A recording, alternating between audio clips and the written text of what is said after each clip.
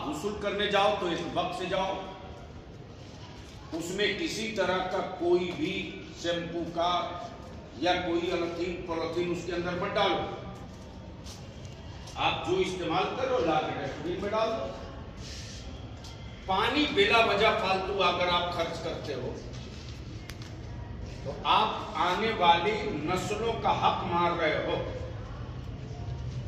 अल्लाह की तरफ से रिस्क, पानी, हवा, ये सारी चीजें हर इंसान के लिए फिक्स है।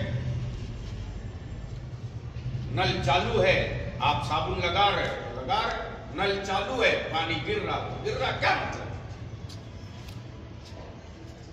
आज आप पानी बचाओगे मुस्तकबिल के लिए, आने वाली नस्लों के लिए, इंसानों के लिए, तो इसका अजर अल्लाह देगा।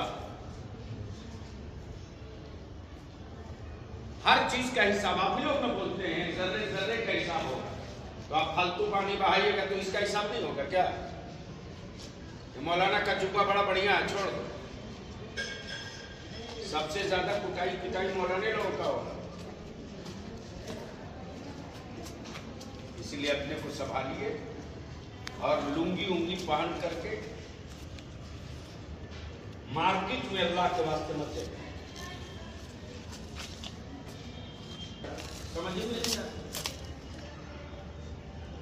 कोई एक रंग रखो भाई। दरसगाह में बैठे तो ठीक ठाक होकर बैठे। अब देख लीजिए एक लुंगी वहां पहन लीजिए,